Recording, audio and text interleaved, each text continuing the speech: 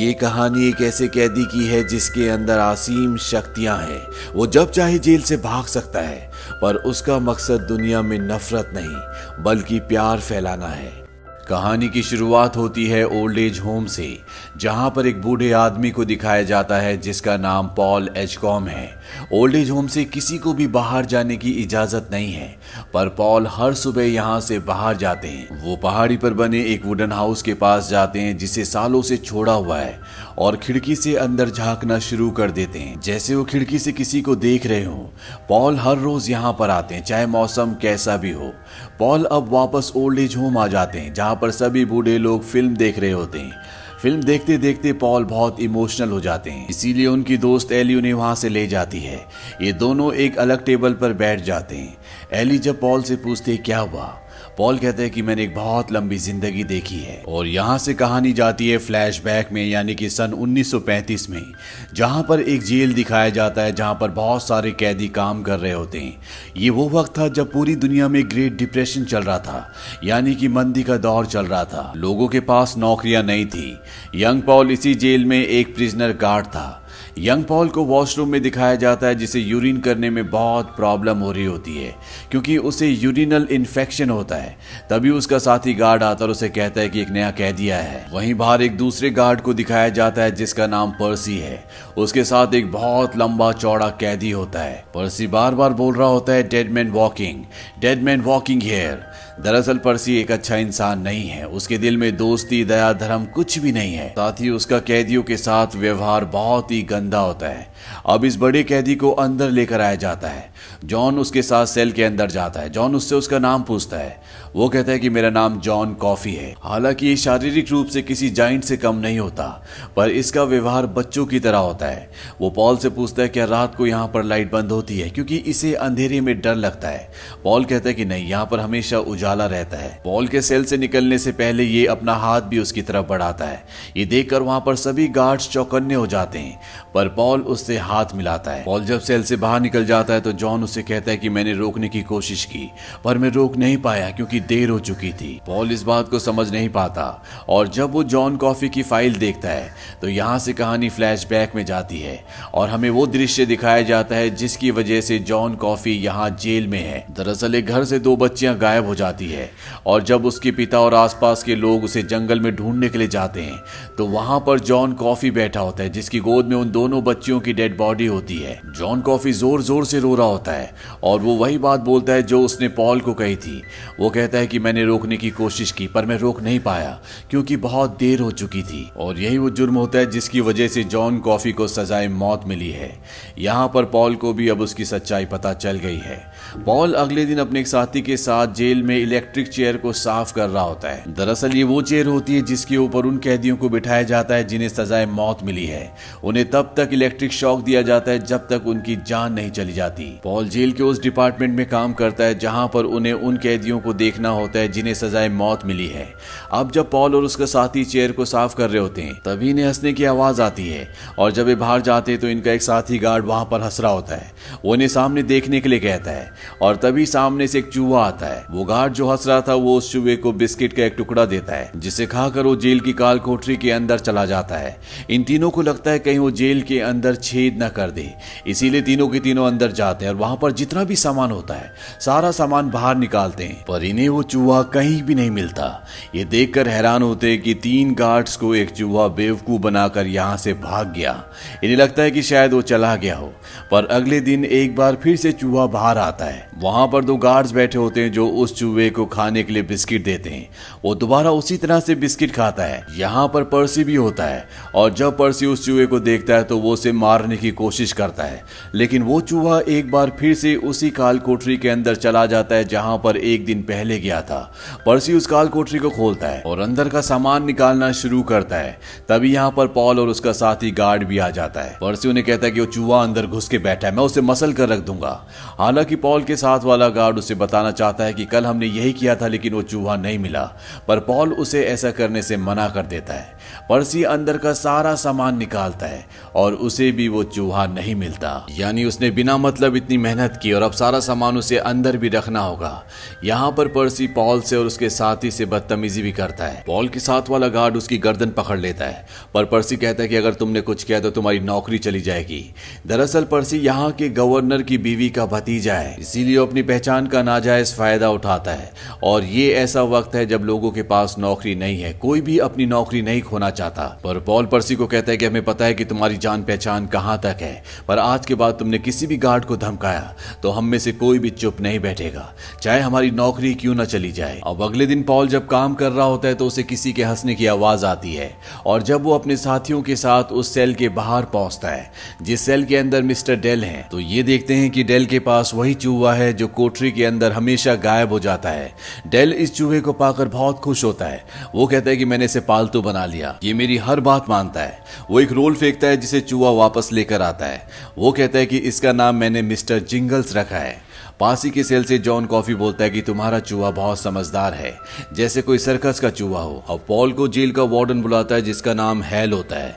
वो पॉल का एक बहुत अच्छा दोस्त है। वो पॉल को बताता है कि जेल में एक नया कैदी आने वाला है। उस कैदी का नाम विलियम है, वो बहुत खतरनाक है। उसने चोरी करते हुए 3 लोगों को मार दिया, जिसमें से एक लड़की प्रेग्नेंट भी थी। वार्डन यहाँ पर बहुत परेशान होता है क्योंकि उसकी पत्नी को ब्रेन ट्यूमर होता है। ट्यूमर ऐसी जगह पर होता है जिसे ऑपरेशन करके ठीक नहीं किया जा सकता। वो कहता है कि मैं कैसे बताऊं अपनी पत्नी को कि वो मरने वाली है। वो बहुत इमोशनल हो जाता है। अगले दिन पॉल को दिखाया जाता है जो आने वाले नए कैदी का इंतजार कर रहा होता है जिसका नाम विलियम है, पर उसे जो बीमारी है यानी कि यूरिनल इन्फेक्शन, इसकी वजह से पॉल को बहुत पेन हो रहा होता है। उसे खड़े होने में भी तकलीफ हो रही होती है। तभी जॉन कॉफी उसे कहता है क्या आप मेरे पास आएंगे, मुझे आपसे कुछ काम है। पॉल कहता है कि अभी नहीं, अभी मैं यहाँ पर बिजी हूँ। जॉन कॉफी उसे कहता है कि संभल के। तभी यहाँ पर विलियम वो नया कैदी आ जाता है जो बहुत खतरनाक है, और जो गार्ड्स उसे ला रहे होते हैं वो उन पर हमला कर देता है। पॉल भी उनके पास उनकी मदद के लिए जाता है, पर तभी विलियम पॉल के टांगों के बीच में जहां पर उसे इन्फेक्शन होता है वहां पर अपना घुटना मारता है, जिससे पॉल को बहुत पेन होता है। वो जमीन पर गिर जाता है, पर अगले पल वो संभल कर खड़ा होता है और अपनी रिवॉल्वर उस तरफ तान देता है जिस तरफ विलियम होता है। उसने अभी भी एक गार्ड को पकड़ा होता है। वहीं बगल में पर्सी भी खड़ा होता है जिसके हाथ में डंडा होता है। पॉल उसे कहता है कि मारो उसे, पर पर्सी पूरी तरह से डर जाता है, इसीलिए वो उस पर हमला नहीं कर पाता। दरअसल पर्सी एक बुरा इंसान तो है, पर वो बहुत डरपोक भी है। तभी यहाँ पर एक दूसरा गार्ड आता है जो पर्सी के हाथ से डंडा छीन के विलियम को मारता है, जिससे वो उसे अपने काबू में कर लेते हैं। सब के सब यहाँ से चले जाते हैं, पर पॉल अब दर्द से कर रहा होता है। वो अपने पेट के बल लेट जाता है। तभी जॉन कॉफी कहता है कि मुझे आपसे काम है, आप मेरे पास आइए। पॉल बड़ी मुश्किल से दर्द से कर रहा था, वह उसके सेल के पास जाता है, और जैसे वो जॉन कॉफी के सेल के पास जाता है वो उसे पकड़कर सलाखों के बिल्कुल पास ले आता है और उसके उस हिस्से में यानी कि प्राइवेट पार्ट पर हाथ लगाता है जहां पर उसे यूरिनल इन्फेक्शन है। और अगले पल सेल के अंदर जो बल्ब होता है वो अपना आप ही जलना शुरू हो जाता है। उसकी रोशनी धीरे धीरे बढ़ रही होती है और इतनी तेज हो जाती है कि बल्ब फट जाता है। पॉल का दर्द पूरी तरह से गायब हो जाता है। जॉन कॉफी वहीं सेल के अंदर बैठ जाता है। उसे खांसी आने लगती है और अगले पल उसके मुंह से बहुत सारे जर्म्स निकलते हैं जो हवा में चारों तरफ उड़ने लगते हैं। पॉल जॉन कॉफी से पूछता है कि तुमने मेरे साथ क्या किया। जॉन कॉफी कहता है कि मैंने मदद की, मैंने तुम्हारे रोग को पूरी तरह से ठीक कर दिया। अब मैं थक गया हूं, मैं सोना चाहता हूं। और वो वहीं पर सो जाता है। पॉल वॉशरूम जाता है और यूरिन करता है जहां पर उसे बिल्कुल भी पेन नहीं होता, यानी कि उसकी जो बीमारी थी वो पूरी तरह से ठीक हो चुकी है। साथ ही जॉन कॉफी के लिए जो उसकी सोच थी वो भी बदल चुकी है।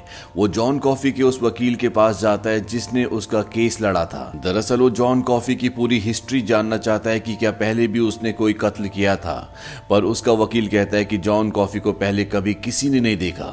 उसे पहली बार उसी हादसे वाली जगह पर देखा गया था, यानी कि किसी को नहीं पता कि जॉन कॉफी कहां से आया है। इस वक्त मंदी का दौर भी चल रहा होता है, इसीलिए लोग काम की तलाश में एक जगह से दूसरी जगह पर भटक रहे होते हैं और सबको लगता है कि जॉन कॉफी उन्हीं में से एक है। वहीं जेल में दिखाया जाता है जो नया कैदी विलियम है वो सबको परेशान करना शुरू करता है। कभी वो पॉल के मुंह पर थूक देता है, कभी किसी के ऊपर टॉयलेट कर देता है और एक बार मौका देखकर वो पर्सी को पकड़ लेता है। वो उसके प्राइवेट पार्ट पर हाथ भी लगाता है, जिससे पर्सी बहुत डर जाता है और वो पैंट में ही टॉयलेट कर देता है। हालांकि विलियम को इसके लिए काल कोठरी में बंद भी किया जाता है, लेकिन वो एक बहुत ही बुरा इंसान है। वहीं दूसरी तरफ अब वो दिन आता है जब डेल को सजाए मौत देनी है। डेल वही कैदी है जिसने मिस्टर जिंगल्स को यानी कि चूहे को पाल लिया है। उसे अपने चूहे की बहुत फिक्र होती है, उसके लिए बहुत परेशान होता है कि उसके बाद उसके चूहे का क्या होगा। वहां पर जो जेल के गार्ड्स होते हैं उनमें से एक गार्ड कहता है कि हम तुम्हारे चूहे को माउसविल भेज देंगे। ये एक ऐसी जगह है जहां पर चूहों का सर्कस होता है, वहां पर तुम्हारा चूहा पूरी तरह से सुरक्षित रहेगा। तभी चूहा सेल से बाहर निकलता है। पर्सी उसे अपने पैर से कुचल कर मार देता है और वहां से निकल जाता है। डेल को अपने चूहे की मौत से बहुत दुख होता है। वहां पर जॉन कॉफी होता है, वो कहता है कि इसे मेरे हाथ में रख दो। पॉल चूहे को जॉन कॉफी के हाथ में रख देता है। वो अपने हाथों के बीच में फूंक मारता है, जिससे उसके हाथों में रोशनी जल जाती है। इसके बाद उसे खांसी आती है। उसके मुंह से पहले की तरह कुछ निकलता है और हवा में उड़ना शुरू हो जाता है। सबके सभी देखकर हैरान होते हैं और अगले पल दिखाया जाता है कि एक बार फिर से चूहा जिंदा हो चुका है। चूहा डेल के पास चला जाता है, जिससे डेल बहुत खुश होता है। अब डेल को उस चेयर पर बिठाया जाता है जिस पर बिठाकर उसे मार दिया जाएगा और इस सजा का जो इंचार्ज होता है वो पर्सी होता है। दरअसल पर्सी ने वादा किया होता है कि अगर उसे किसी सजा का इंचार्ज बना दिया जाए तो यहाँ से वो अपना ट्रांसफर ले लेगा, जिसके लिए वो पहले अप्लाई कर चुका है और उसे मंजूरी भी मिल चुकी है।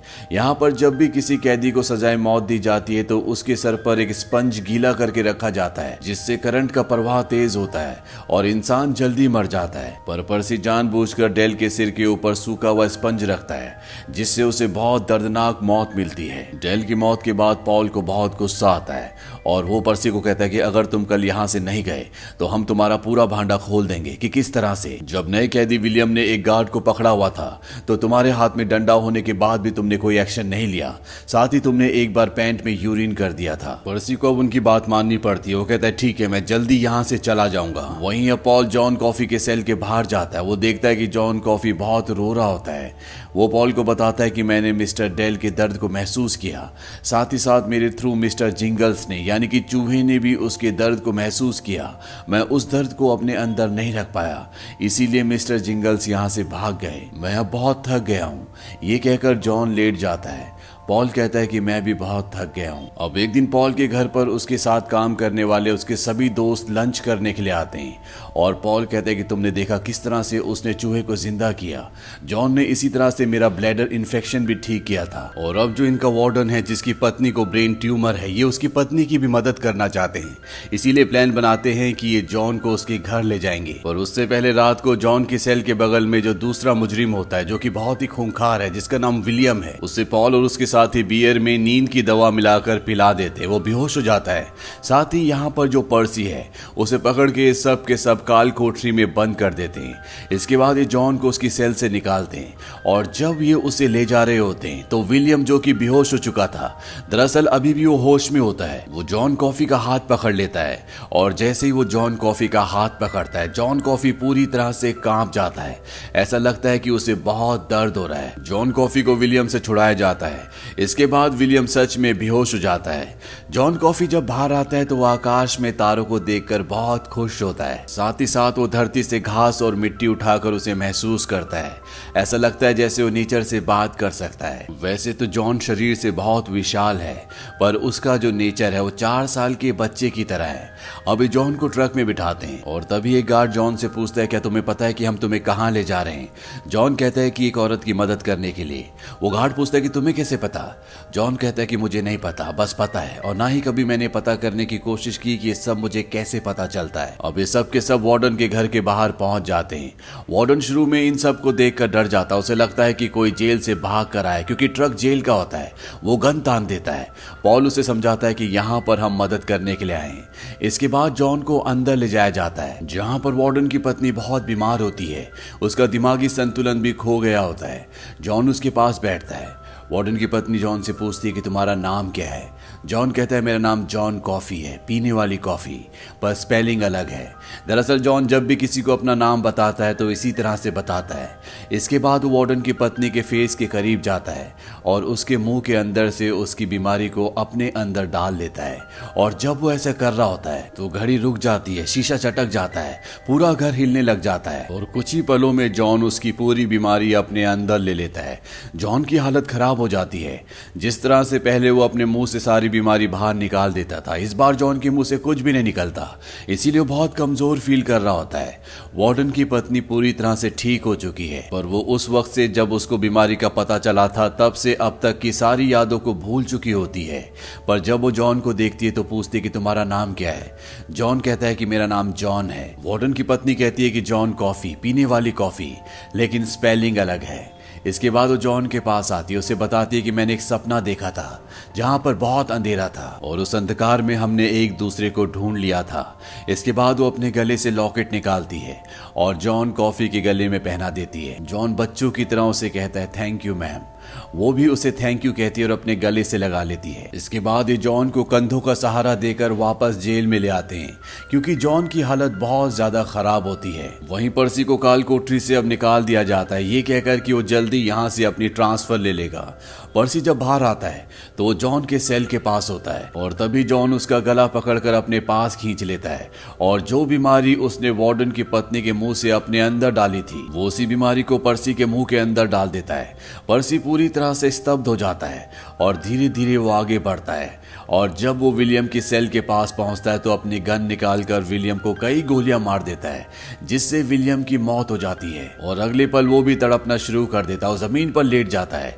और जिस तरह से जॉन के मुंह से बीमारी के कण बाहर निकलते थे, पर्सी के मुंह से भी निकलना शुरू हो जाते हैं और वो पूरी तरह से अचेत हो जाता है। यानी कि पर्सी को अब वो बीमारी हो चुकी है जो वार्डन की पत्नी को थी, ब्रेन ट्यूमर की। पॉल जॉन कॉफी से पूछता है कि तुमने ऐसा क्यों किया। जॉन कॉफी कहता है कि ये दोनों बुरे आदमी थे।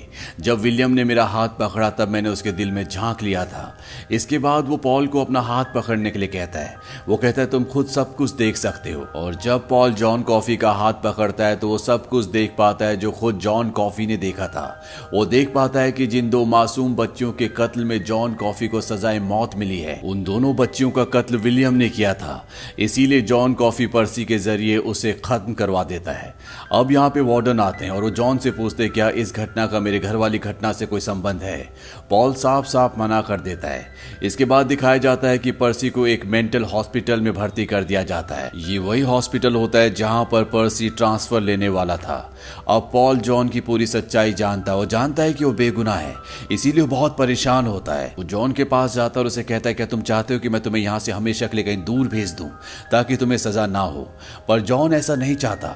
जॉन कहता है कि मैं अकेले परिंदे की तरह उड़ते उड़ते थक चुका हूँ। इंसानों के दिलों में जो एक दूसरे के लिए नफरत है उसे मैं अब बर्दाश्त नहीं कर सकता। हर रोज मैं इंसानों के दर्द को महसूस करता हूँ। मैं चाहता हूँ कि मुझे जल्द से जल्द सजा हो जाए। पॉल कहता है कि मैं ईश्वर को क्या मुंह दिखाऊंगा, उसे क्या कहूंगा कि मैंने क्यों उसके एक सच्चे बंदे को जो बेगुनाह था उसे मौत की सजा होने दी, सिर्फ इसलिए कि वो मेरा जॉब था। जॉन कॉफी कहता है कि तुम कहना ऐसा करके मैंने जॉन की मदद ही की थी। दरअसल जॉन अब इस दुनिया में रहना ही नहीं चाहता। पॉल जॉन कॉफी से पूछता है कि तुम्हें जो भी चाहिए हमें बता देना। वो उसे बहुत सारी खाने की चीजें बताता है। साथ ही साथ वो उसे कहता है कि मैंने कभी फिल्म नहीं देखी और अब ये सब के सब जॉन कॉफी को फिल्म दिखाते हैं। ये वही फिल्म होती है जिसे प्रेजेंट टाइम में ओल्ड एज होम में सब देख रहे थे और एक यही कारण होता है कि पॉल की आंखों में फिल्म देखकर आंसू आ जाते हैं, क्योंकि उसे जॉन कॉफी की याद आ गई होती है। और वो दिन आता है जिस दिन जॉन को सजाए मौत देनी है। पॉल और बाकी गार्ड जॉन के पास जाते हैं। जॉन उन्हें बताता है कि आज मैंने एक सपना देखा जिसमें मैंने चूहे को यानी कि मिस्टर जिंगल्स को देखा, जो कि अब सर्कस में पहुंच चुके हैं। वहां पर बहुत सारे बच्चे थे और वो दो छोटी बच्चियां भी थी जिनके कत्ल के इल्जाम में जॉन को आज सजा दी जा रही है। जॉन बताता है कि वो दोनों बच्चियां बहुत खुश थी। इसके बाद जॉन को इलेक्ट्रिक चेयर पर बिठाया जाता है। यहाँ पर उन दो बच्चियों के माँ बाप और रिश्तेदार भी होते हैं। उन बच्चियों के जो पिता होते हैं जॉन को उल्टा सीधा कहते हैं। वो कहते हैं कि ये बलात्कारी खूनी है, इसे जल्द से जल्द सजाए मौत दो। यहाँ पर जॉन कॉफी सबकी नफरत को महसूस कर पा रहा होता है। पॉल जॉन से पूछते कि तुम्हें आखिरी बार कुछ कहना है। जॉन बच्चियों को नहीं बचा पाया था, इसीलिए वो कहता है कि मैं अपने होने पर शर्मिंदा हूँ। इसके बाद जॉन के मुंह को कपड़े से ढका जा रहा होता है, पर जॉन कहता है कि मुझे अंधेरे से डर लगता है, मेरे चेहरे को कपड़े से मत ढको। पॉल उसकी बात मान जाता है और जॉन आखिरी में सिर्फ एक ही शब्द कह रहा होता है और वो होता है हेवन। यहाँ पर जितने भी गार्ड्स होते हैं सबकी आंखों में आंसू होते हैं, क्योंकि सब जानते हैं कि जॉन कॉफी निर्दोष है। पॉल जॉन से आखिरी बार हाथ मिलाता है। जॉन टेलीपैथी से उसे बताता है कि उस इंसान ने उन दो मासूम बच्चियों को मार दिया। इस दुनिया में चारों तरफ इसी तरह के क्राइम हो रहे हैं। इंसान इंसान से नफरत करते हैं और अब वक्त आ जाता है जब जॉन कॉफी को सजाए मौत देनी है, लेकिन पॉल ऑर्डर दे ही नहीं पा रहा होता। पर फाइनली उसे ऑर्डर देना पड़ता है और इस तरह से जॉन कॉफी, जो कि पूरी तरह से निर्दोष था, उसकी मृत्यु हो जाती है। कहानी वापस प्रेजेंट में आती है, जहां पर ओल्ड पॉल अपनी दोस्त को ये पूरी कहानी सुना रहा होता है। पॉल बताता है कि वो आखिरी मौत की सजा थी जो हमने जॉन को दी थी। उसके बाद हम सब ने अपना ट्रांसफर करवा लिया। हमने अपना ट्रांसफर उस जगह करवा लिया जहां पर नाबालिग अपराधी आते थे। हम उन्हें सुधारते थे, अच्छी शिक्षा देते थे।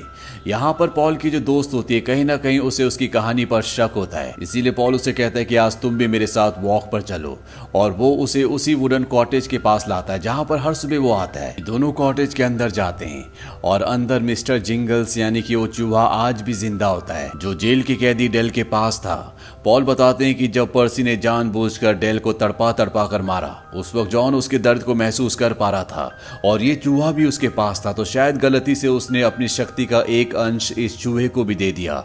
इसीलिए इतने सालों से आज भी ये चूहा जिंदा है। और जहां तक मेरी बात है, तो जब जॉन ने मुझसे हाथ मिलाया था और ये दिखाया था कि विलियम ने किस तरह से उन बच्चियों को मारा, तो ना चाहकर भी उसे अपनी शक्ति का एक अंश मुझे देना पड़ा, ताकि मैं उस सब कुछ उसकी नजरों से देख सकूं। उस वक्त मैंने महसूस कर लिया था। आज मेरी उम्र 108 साल है। जब जॉन कॉफी को सजाए मौत दी गई थी, उस वक्त मैं 44 साल का था। मैंने अपनी जिंदगी में बहुत सारी खूबसूरत चीजें देखी है, साथ ही अपनी पत्नी, बेटे और अपने सभी करीबी लोगों को मरते हुए देखा है। और एक दिन तुम भी चली जाओगी। शायद यही मेरी सजा है और मेरा प्रायश्चित भी। और इसके बाद दिखाया जाता है कि एली की भी कुछ वक्त बाद मृत्यु हो जाती है। और अंत में हमें दिखाया जाता है कि पॉल अपने बिस्तर पर लेटकर उन सब लोगों को याद कर रहा होता है जो कभी उसके नजदीक थे, उसके करीबी थे। उसे समझ में आ चुका है कि हर किसी का अपना ग्रीन माइल होता है, यानी कि जिंदगी से मौत का अपना सबका अलग सफर होता है। वो ये भी सोचता है कि अगर जॉन कॉफी एक चूहे को इतनी लंबी जिंदगी दे सकता है, तो वो तो फिर एक इंसान है। उसकी जिंदगी कितनी लंबी होगी, इस बारे में वो सोच भी नहीं सकता। उसे अपने ग्रीन माइल का यानी कि मौत का सफर बहुत लंबा लगता है। इसी के साथ ये फिल्म यहीं पर खत्म हो जाती है। इस फिल्म का नाम द ग्रीन माइल इसलिए है क्योंकि मौत का जो आखिरी सफर होता है, जिसमें मुजरिम को जेल भेजा जाता है, उस सफर को कहा जाता है द लास्ट माइल। पर उस जेल का जो फर्श था वो हरे रंग का था, इसीलिए पॉल और उसके सभी साथी उस आखिरी सफर को द ग्रीन माइल कहा करते थे। ये फिल्म अपने आप में हमें बहुत कुछ सिखाती है। जहां इंसान को एक दूसरे से प्यार करना चाहिए, वही इंसान एक दूसरे से कंपटीशन करते हैं, एक दूसरे को नीचा दिखाने की कोशिश करते हैं और कभी कभी अपने फायदे के लिए दूसरों को मार भी देते हैं। जॉन कॉफी, जिसके पास लंबी जिंदगी का वरदान था, पर वो जीना नहीं चाहता था, क्योंकि जॉन कहीं ना कहीं जानता था कि लंबा जीना ज्यादा जरूरी नहीं है, बल्कि अच्छे से जीना ज्यादा जरूरी है। उसने इस दुनिया में इतना दर्द देखा था कि अब वो इस दुनिया में नहीं रहना चाहता था। साथ ही साथ उसकी जिंदगी से ये भी संदेश मिलता है कि इंसान को दूसरों के लिए जीना चाहिए। उसे इस बात का दुख नहीं था कि उसे सजाए मौत मिल रही है, उसे सिर्फ इस बात का दुख था कि वो उन 2 बच्चियों को नहीं बचा पाया, क्योंकि जब तक वो पहुंचा था वो बच्चियां पहले ही मर चुकी थी। अगर उनके अंदर जरा सी भी सांस होती तो वो उन्हें बचा सकता था। जॉन कॉफी कौन